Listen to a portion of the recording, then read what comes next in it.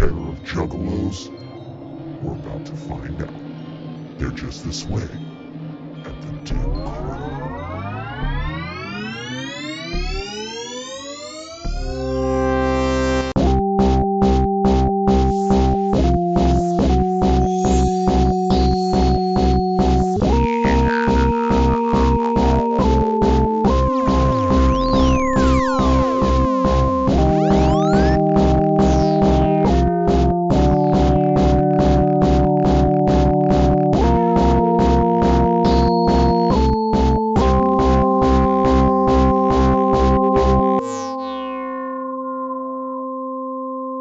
What's up, everybody? Welcome back to the Dim Carnival. I'm Bill. I'm Steve. And I'm Ryan. And this week we're talking to you about Twiztid! Twiztid!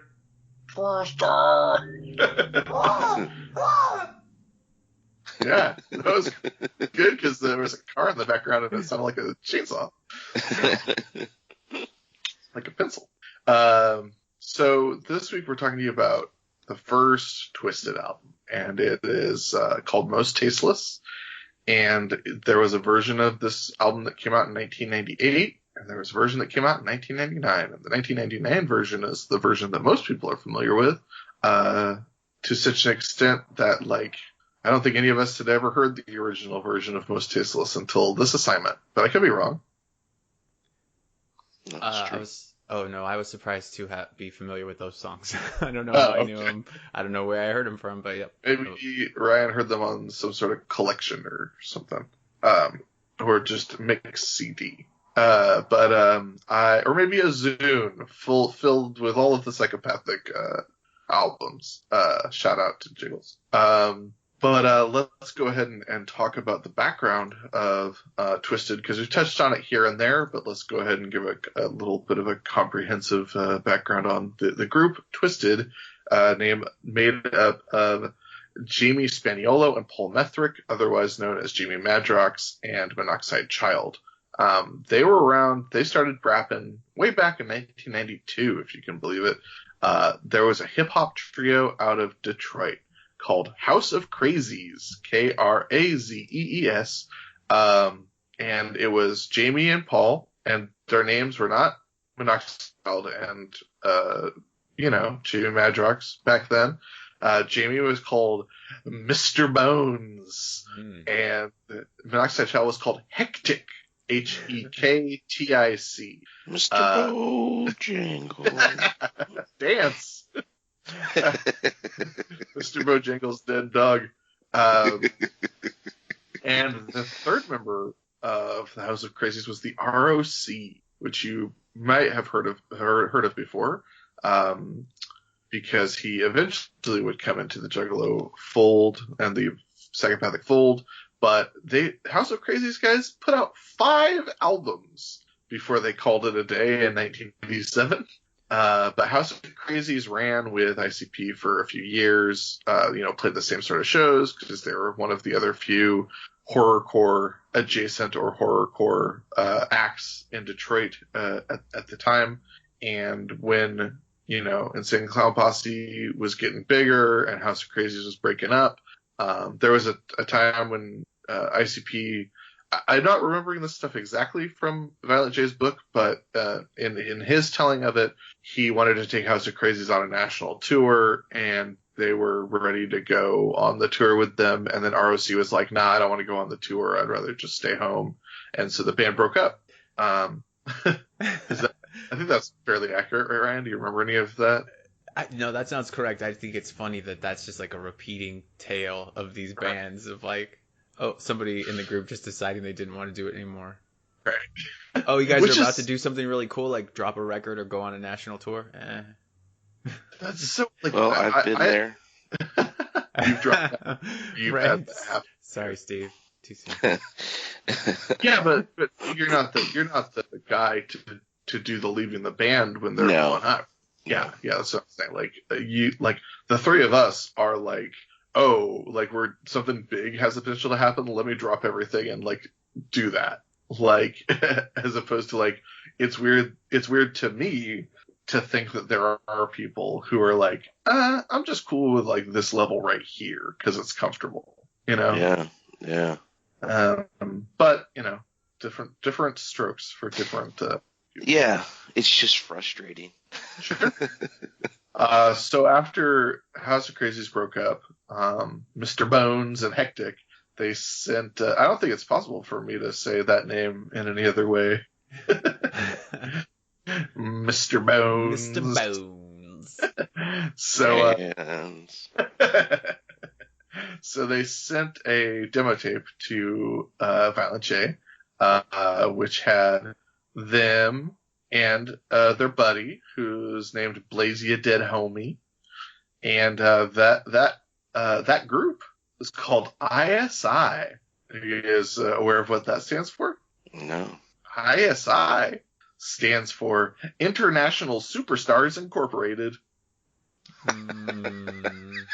Which is probably the spookiest or the scariest name that I can think of. And I would have gotten away with it too if it wasn't for you pesky kids and that dog. Yeah. So there were 3 independent international superstars. But they incorporated. Yeah. Who joined forces. Yeah. International superstars conglomerates. Amalgamated international superstars. So this demo has Secondhand Smoke, Die Motherfucker Die, and How Does It Feel on it. And Violent J liked it, and he had them perform on the House of Horrors tour. And then for whatever reason, Blazy Dead Homie was not part of that group eventually that got signed to Psychopathic Records. But before the House of Horrors tour kicked off, Violent J collaborated with Jamie and Monoxide and said, "Hey, let's get a different name.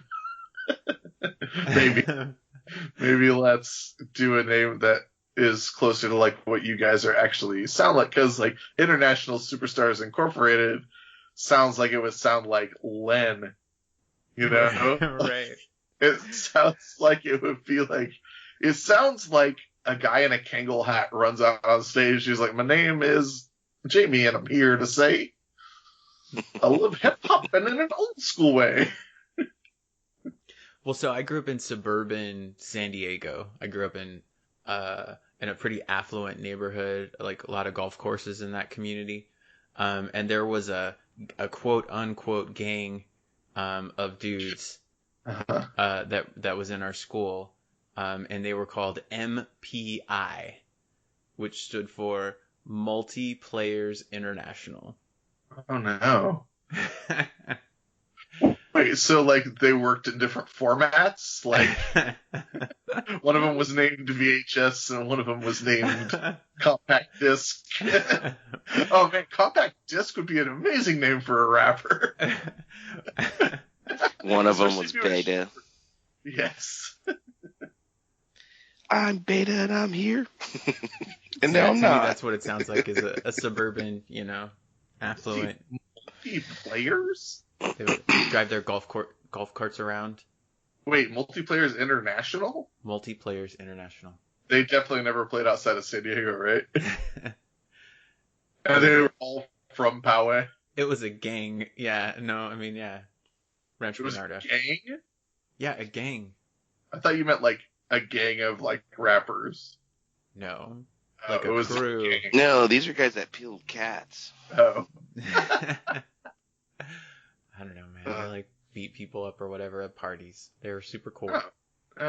So they went on the House of Horrors tour. They changed their name to Twiztid, and they got signed to Psychopathic Records. And in 1998, Psychopathic Records put out Mostasteless, and then the whole thing with Great Malenko and everything happened, and there was the bidding war for Insane Clown Posse, and Insane Clown Posse signed with Island Records, and because Insane Clown Posse are like massive bros, they said, "Hey, we would also like this other band to get signed to Island," and they did. Of course.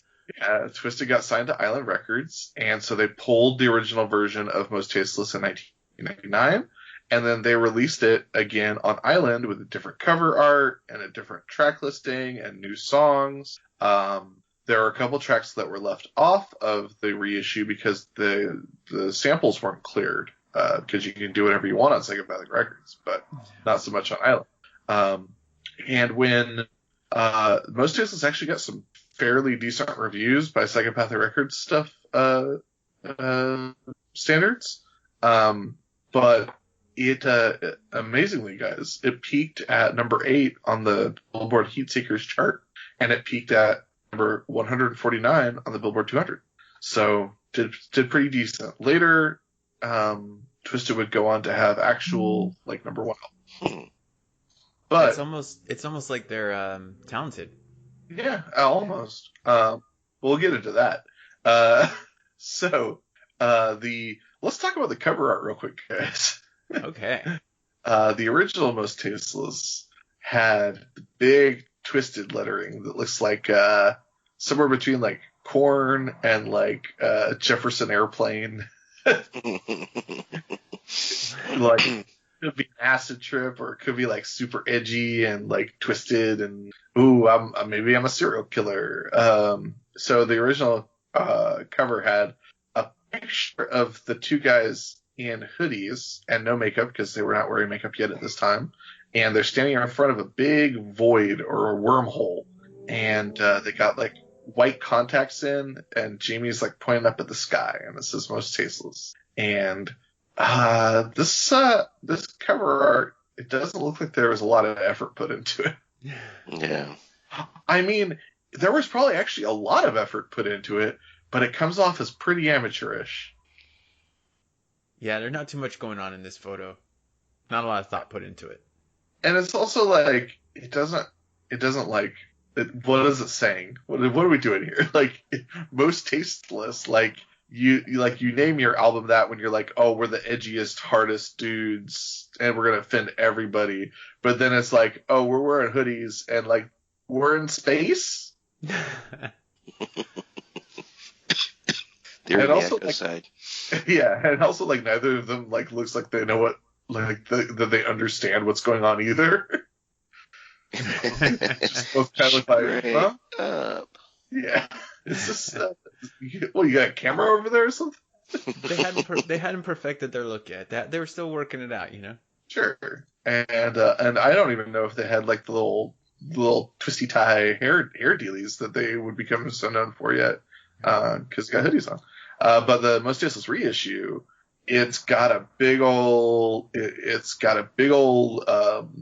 fake Todd McFarlane style comic book art cover, where it's stylized versions of them with big axes chopping their way through a 1 million demons probably in hell.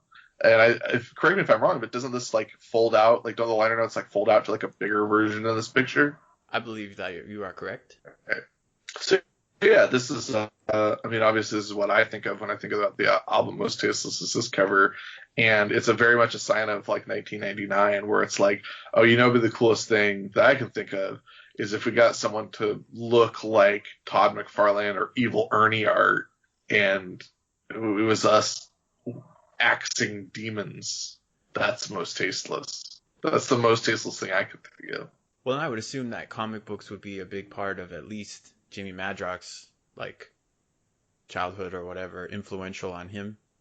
Yes, because he's named after a comic book character. Being that he's named after Multiple Man, yeah. That's right, Multiple Man, aka Mr. Bones.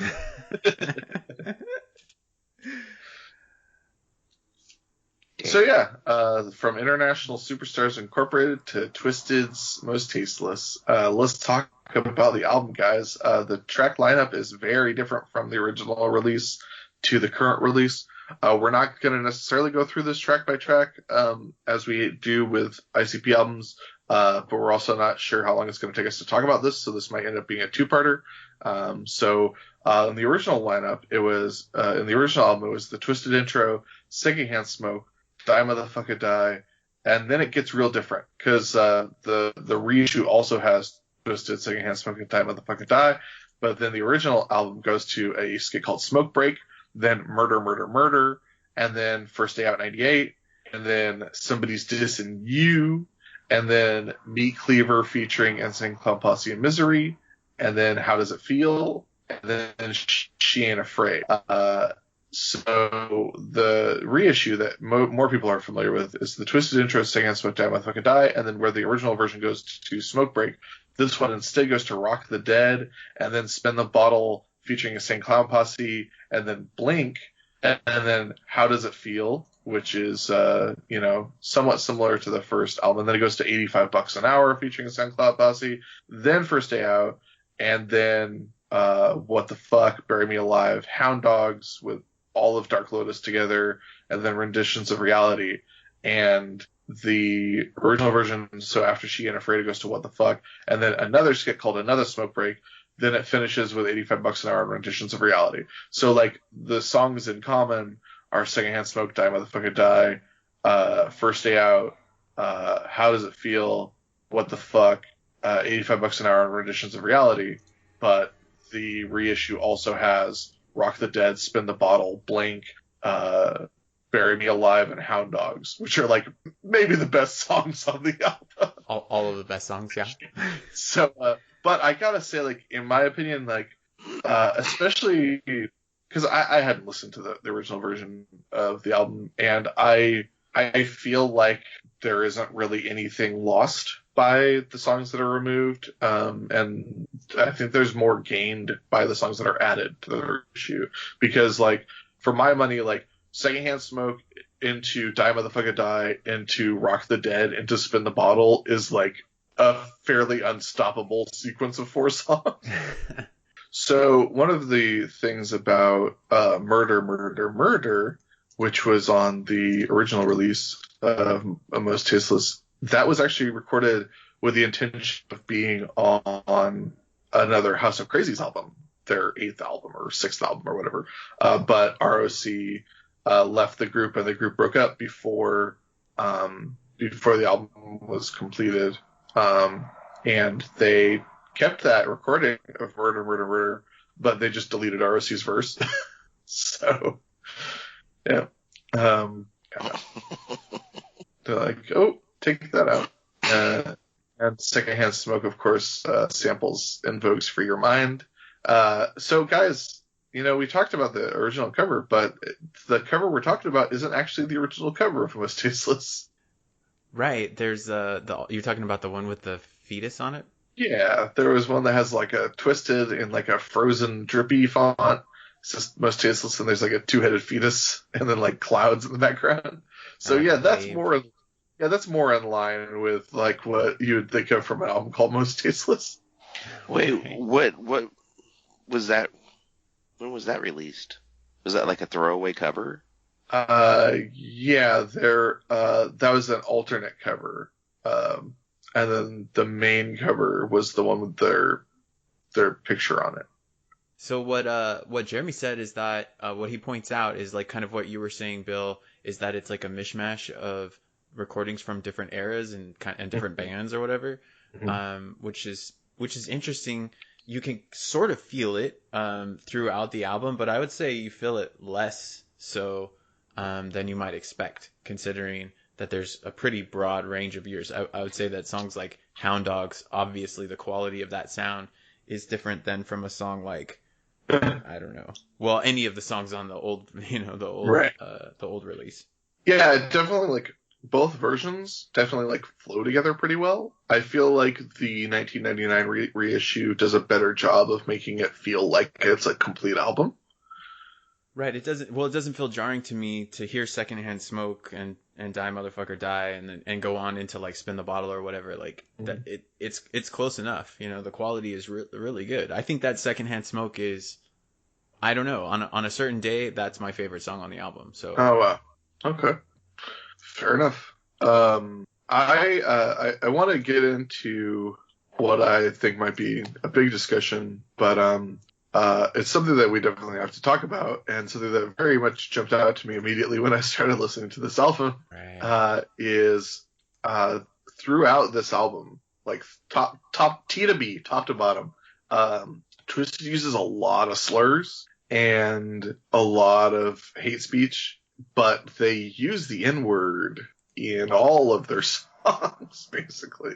They would go away from this more and more as their albums progressed. rest, but they use the N-word a bunch, and I can't find a lot of documentation on like their defense of themselves using the word, but I know that they do like to use the word.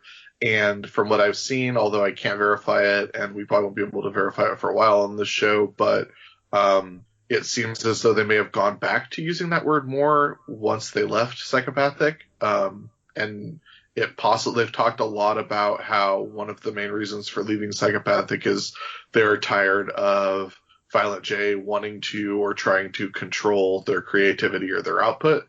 So it might be a thing that they want to do and that Violent J is not as cool with. But again, that is just speculation. They do use the word a lot, and they also use it on Psychopathic Writers releases quite a bit. And I think that it's likely that they spent so many years in House of Crazies with ROC, who is African American, that it's possible they may have gotten a pass from ROC. I think that's probably likely, in fact, because of like how can you be in that band and that never coming up? Right. So, because let's make no mistake, Jamie Madrox and Outside Child are not black, emphatically. So it's I wanted to ask you guys how you felt about it, and in 2018, listening to songs that were recorded in 1996 through 1999, like how you feel about it at the time, how you feel about whether or not Twiztid have received a pass in the past, that they've been given permission to talk about it, how you feel about the concept of the pass. Just let's have a conversation, guys. Well, for me, it was funny because I knew they did that, and then when I sat down and then heard it for the first time in however many years it's been since I've listened to this album, it was jarring. I was just like, oh lordy. Yeah. Like, oh boy, yeah, for sure. I felt like I was literally clutching my pearls. I was just like, oh, it's just, I basically don't like listening to those older albums because of that. Because it always, even back then, it made me feel uncomfortable, and I still listened to it some at the time, but it certainly wasn't my favorite at all. And listening to this made me remember a lot of those thoughts. I mean, if they have a pass from one of their friends, I mean that's cool for them, I guess. For myself, like it makes me very uncomfortable. So yeah, you don't have a pass with me in my ears. yeah. Well, the idea of getting a pass is really interesting to me. So I was listening to these songs and I was talking about it with my girlfriend, and we were talking about the instances where, so you have artists that are accepted or are given a pass, like in pop music, pop rap, artists like Fat Joe, who does use that word, and Big Pun did a lot too.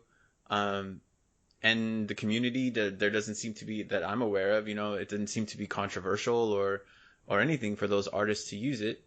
And those artists can perform songs with artists like Jennifer Lopez, and that seems to be okay. But then if she wants to use that word, then the community says, oh no, Jennifer Lopez is not, you can't use that word. Yeah. So it's interesting to me. It's, me personally, I don't think that there's any context where it's justified for a person who's not black to use that word. Like I wouldn't, which I'm talking about myself as not a black person. I would not use that word ever in any situation. And I think that the community that has changed the value of the meaning of that word for themselves. I think that it's perfectly appropriate for them to decide who can and cannot use that word. And in what context. I'm perfectly okay with that. So it's interesting to me that that's not a criticism that I hear of Twiztid, even though it is jarring to me to listen to. I don't know. I don't hear, maybe they're just not as significant enough of a group to be on people's radar, or whatever. But yeah, I agree. It felt jarring. And I understand. I think it kind of speaks to me of what I said, I think in the very first episode, about what I think that ultimately what Juggaloism is, or why it's popular, is because it allows white people to feel like it's okay to say the N-word. Mm-hmm. Yeah. Yeah, I think that's my ultimate major problem with it is I feel very strongly that people who are huge fans of Twiztid, and let's be very clear, that fan base is overwhelmingly white. I'm not saying that there aren't Juggalos or Twiztid fans who aren't people of color, because there are definitely a lot of them out there, but the big majority of people who listen to this music are white people.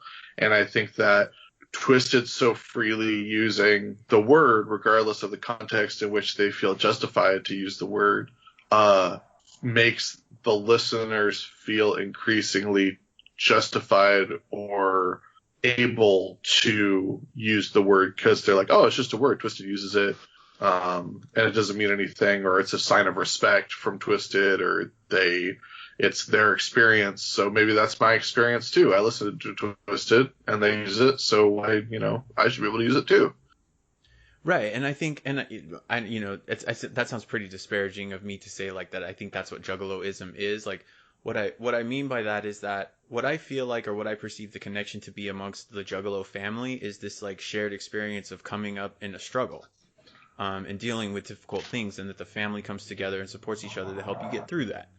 And I think that and I think you're right that the majority of people who listen to ICP or identify as Juggalos are white, and they share that same experience of struggle. And I think that makes them feel connectedness with other populations of people who similarly feel struggle. They hear the message of struggle coming from hip hop music of black artists, and they connect with that because they feel that same experience. And so I think that some people, when they experience that or they feel that kinship, are going to adopt parts of that culture and like usage of slang or whatever, to that level. And so I just think that's the through line that I see. So it's like not all people just want to be racist and say the N-word, and that's why they become Juggalos. Like, obviously that's not, they're not going to be drawn to this like anti-racist messaging or whatever if that's the case. I think it's the connection to the culture that they feel through their experience, or that they perceive that they have had through their experience. Mm-hmm. And then the other thing that I thought of when I was listening to this is that to me, Twiztid feels like the culmination of what the response to the Dark Carnival is. Like, to me, Twiztid feels like the product of the ICP machine. Like, they created this, they got this messaging, and they used that messaging to create an environment, and the response to that environment, the ultimate, like, to me, that's what these guys seem like, is the ultimate Juggalos. Like, the ones who got further, or like made it further into the Dark Carnival than anybody else or whatever, got as close to it as anybody had to that point. That's just always how I viewed them. So they're close to going clear. Yeah, right. Exactly. When a Juggalo becomes fully formed, then they're Twiztid. Nice. Yeah, and around the time that this album was getting re-released, Twiztid started doing the rubber band hair thing. If you're not familiar with what I'm talking about, just Google Twiztid, and like any picture that'll come up will show you the hair that they have. And they started doing their makeup, which first for many years was just like a white face and then black around the eyes, basically, and then usually like clear, like white contacts. And there've been a lot of variations on that makeup over the years, but that's generally it's like the dead president's makeup, right? Yeah. It's just like, yeah, like a ghost white face, They don't have the black around their eyes, do they? It's just it's like dusty or dirty, but not like the solid black kind of. Yeah, it's not like it's a skull. I think that was what the dead presidents kind of reminded me of. Okay. But yeah, I mean, it's still that. Yeah. I mean, they have dark makeup around their eyes. They do. Yeah. Which at one point they end up kind of making that dark makeup. If I've seen in pictures in later in their career where it almost looks like a black metal band, where like the like black around their eyes is like corpse jagged. paint. Yeah. They actually, like, in recent years, they've been doing like some actually really intricate stuff with like there's one video that came out a year or two ago or whatever that their face paint is like fully airbrushed on, and it's like they just look like hobgoblin demons, and it's pretty awesome. But yeah. So while we're talking about stuff that's like problematic or a trickier conversation in the year 2018, I want to talk about off of the first album, She Ain't Afraid, which is the song I'm happiest didn't make it onto the version of the album that we're all familiar with. I don't know if you guys had thoughts about this one. When I was a kid, well, in 1999, I wasn't a kid. I was a young adult when this album came out. I thought that the intro to She Ain't Afraid was some of the funniest shit that I had heard, just with how like candid he was being or whatever. I thought that was hilarious. But listening to it this time around, I felt, a little bit differently about the song. So it's a song about love making, but specifically sort of. It's I don't know. I don't want to know if it's like unfair of me. Like, I mean, I don't know why I give a shit, but like, is it unfair to me to say that like this song is sort of specifically about like denigrating a woman via sex? Yes, Bill, that's exactly what this song is about. Okay. Well, because like the hook, like the chorus, and it's not even like, I don't think it's what they're trying to do, but I think unintentionally the chorus of the song tries to empower whatever woman they're talking about, in the sense of like putting it on her, like saying that she's not afraid to enjoy these things.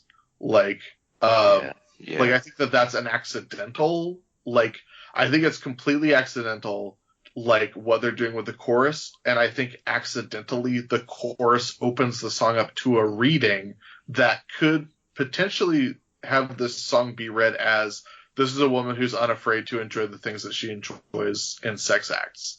But I think that that's not what they're going after at all, and I think that the verses make it pretty clear.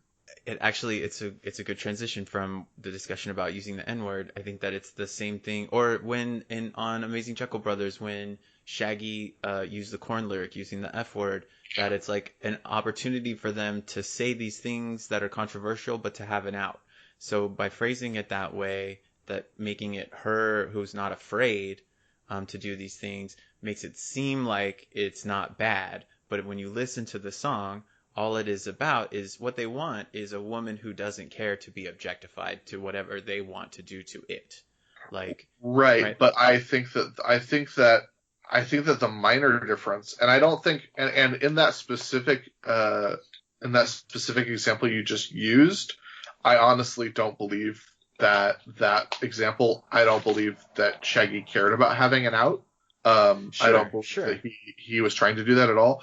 But I think that very clearly Twiztid is not trying to have an out for themselves at all on this song. I think they just came up with a chorus, they came up with a concept, and they're not trying to paint this in any other light than it is. I'm just saying, like, it's completely accidental that when I listen to it in 2018 and I'm analyzing the song, I can say, like, oh, well, there is an alternate reading of this song.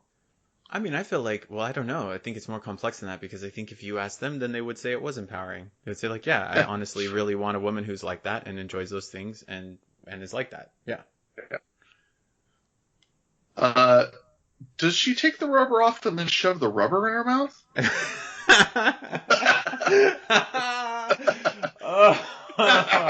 And he can't stand it. And when she does that, when she gobbles down that rubber, man, he loses it.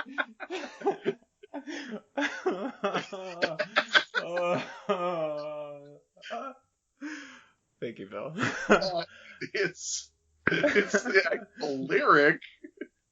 Like, this is why nouns and participles and whatnot are important. Oh, wow. Well done. But sorry, keep going. Yeah, I don't. I would. Steve, your thoughts on the song?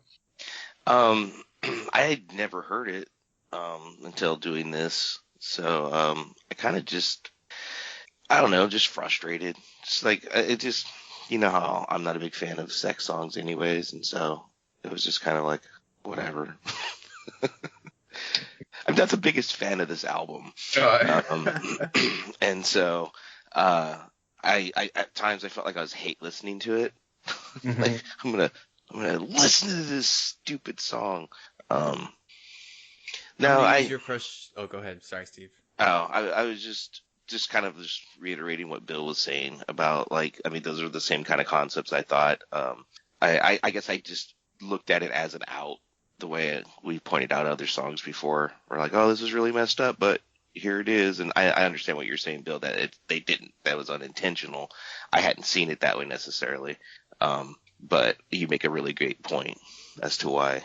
I think I agree with you now because of that. Also, they brought in Shaggy to do some more slurs at the end. Like, there was he uses the R word and the F word in the outro. I just like that there was a period of time where it's like, I'm not sure how we can end this song or if we have a good outro. Let's just bring in Shaggy 2 Dope to scream for like 45 seconds. Which usually you can't go wrong. Yeah, for sure. Usually. Usually. Ryan? I was going to use frustration as the transition to get to something that I noticed with the notations from from this track, specifically Murder, Murder, Murder, one of the tracks that was dropped for the re-release. When I was looking up, I had heard that song before. I still don't know where I heard these songs, but when I was looking up more information about it, because it has Method Man in it, saying murder, like he's voicing the hook or whatever. Mm-hmm. And so I wanted to see if I could figure out what that sample was, being a Wu-Tang fan or whatever. And so if you look at Genius lyrics, it says that it samples Serial Killer by Method Man and Redman, which is a track that came out on an album the same year, 1999. Mm-hmm. The problem with that is Murder, Murder, Murder was recorded by House of Crazies, like before the first rendition, before 1997. Mm-hmm. And so there's no possible way that could be where the sample is from. If you look at who sampled for that track, they correctly identify that it's a track from a band called Cemetery Slaves. That came out in 1995, a track called Life or Death, which is just the exact same beat. The sample is just the beat. So weird that they wouldn't use this song then on the re-release. Right. And so I'm curious to know where that, I didn't go back and listen to. It's got to be off 36 Chambers. I don't know. Not too many Wu-Tang albums came out before 1995. So not too many options. But I thought that's so weird that these tools are, immediately available, and there's actually several different places where I saw that this Redman and Method Man song Serial Killer was credited as being the source of the sample. Yeah. But it came out the same year that the re-release came out. Yeah, that's weird. And I agree with you, Bill, that all of the tracks that are dropped, I don't miss any of them. I feel like Meat Cleaver is especially bad, and Misery's verse on that is probably one of the worst verses that I've heard, on any Psychopathic recording. Yeah. Really bad. Yeah. Yeah. It's the songs that go away. I'm never gonna miss them. Although Meat Cleaver does include a Lex Luger reference. I wrote, for Meat Cleaver, the only note that I wrote is Jay's verse is good. Yeah. He smells garlic. His head hurts. Okay, so at this point, there are still some good tracks on the album that we definitely want to dive into and talk about, and then talk about what we're going to talk about next, but we're pretty deep into this episode so far. So let's just talk more about Twiztid as a band, and then next week we will revisit the good tracks, which, I don't know specifically which ones we're going to get to. I think we're probably going to talk about Spin the Bottle and Hound Dogs for sure. But like, there's definitely like tracks I want to talk about that I enjoy, like the other ones. So let's talk about Twiztid as a band some more. They definitely are such a huge part of Juggalo culture and Psychopathic Records, a story of Insane Clown Posse. Like, you can't really tell the story of Insane Clown Posse without telling the story of Twiztid, or without including Twiztid at some point. Like, would you say that that's accurate? Mm-hmm. Yeah, man. Yeah. It's like, go ahead. And there's also, I mean, I think we have to make sure we point this out. There's also a massive amount of Juggalos, and there's a massive amount of ICP / Psychopathic Records fans who stopped listening to ICP at a certain point, but listened to Twiztid all the time. Like, listen to Twiztid very heavy. And there's also a group of fans who don't like ICP at all, but they love Twiztid. And I think that this might be a good point to talk about, like, their ability and their performance level, because we haven't really talked about it. Like, these guys are very good rappers. They are excellent rappers. They are excellent performers. They have great showmanship. They have, they're incredibly creative dudes. Mm-hmm. Like, these are respectable fellows for their creative output, man. It's to me, it's while you were talking, I was thinking of that video of some like dumb hippie concert where there's like some whacked out dude that's dancing around all crazy by himself, and everyone's looking at him, and they're all just staring at him like he's a weirdo.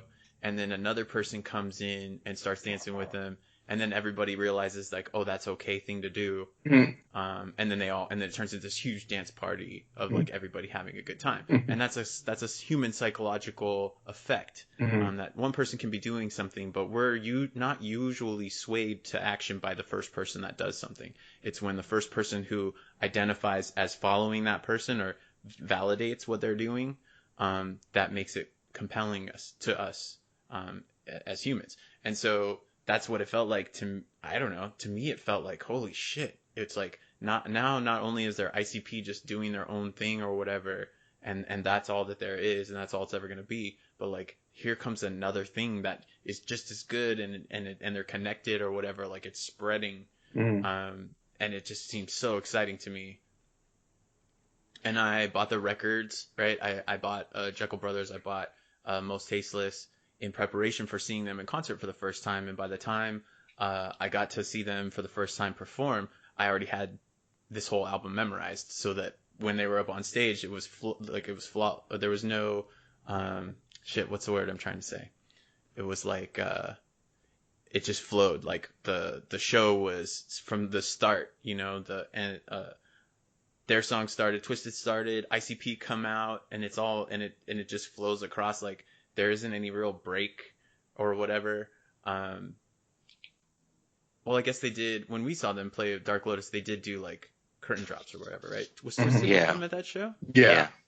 That was when Freak Show was out, so they played most of the stuff off of Freak Show.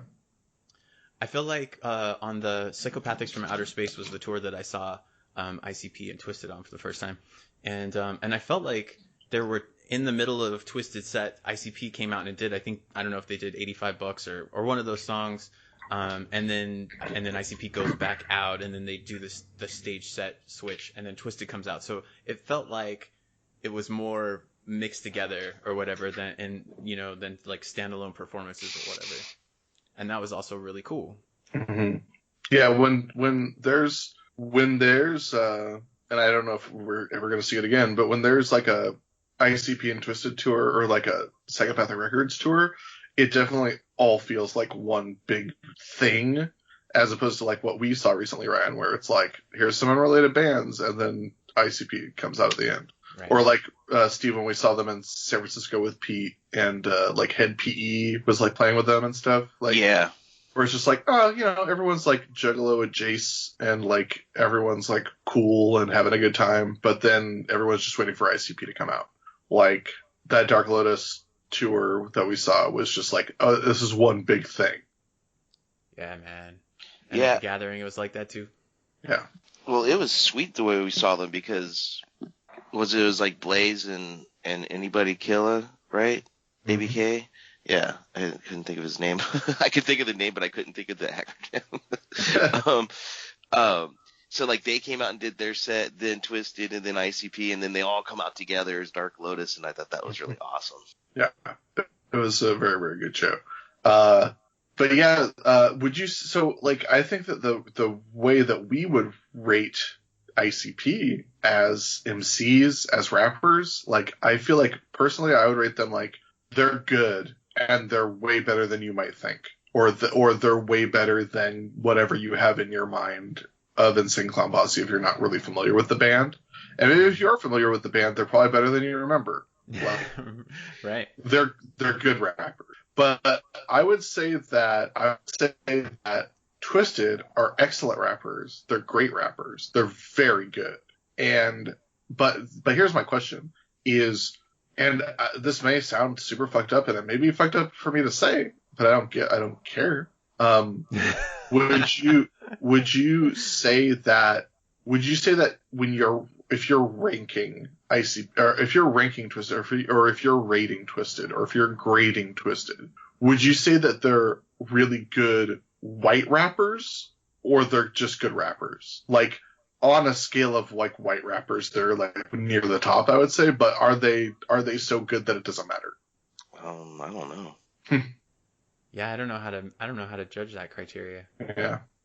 Because it seems like a conversation that gets had a lot, where it's like, oh, for a white rapper, you're pretty good, you know. Well, similar, I guess, as close as I feel comfortable getting to that is that ICP, very few people would probably like actually say that ICP are good rappers, right? Right. You said they're good. I think what you mean is that you like them. Right. You enjoy it. I think a lot of people would say that Twiztid are good rappers, just good rappers. Okay. And that's probably why a lot of people like them that don't like ICP. I'm sure there's a ton of people who like wish that they didn't associate with ICP, you know, because they like it so much, but they don't like the Dark Carnival stuff. Yeah. Well, like, I know what I'm saying can be perceived as a slight on white people, and I don't give a shit. I don't give a fuck. Like, you know, go to hell. Easy But- there, buddy. But if what I just said can be construed as like actual racism, like, then by all means feel free to take that out if it makes you look bad. You said no, man. White people shouldn't be allowed to rap, Bill. That's my political view. This culture was created by black people for black people, and it's appropriation for white people to rap. Yeah. So Fair enough. My name is Bill, and I'm here to say I love Pretty Pebbles in a major way. You know, I wouldn't put him up there with people like, you know, LP or A$AP Rock, the Def Jux guys. They're pretty incredible. Like Atmosphere. I mean, I just named the only two white rappers that I know.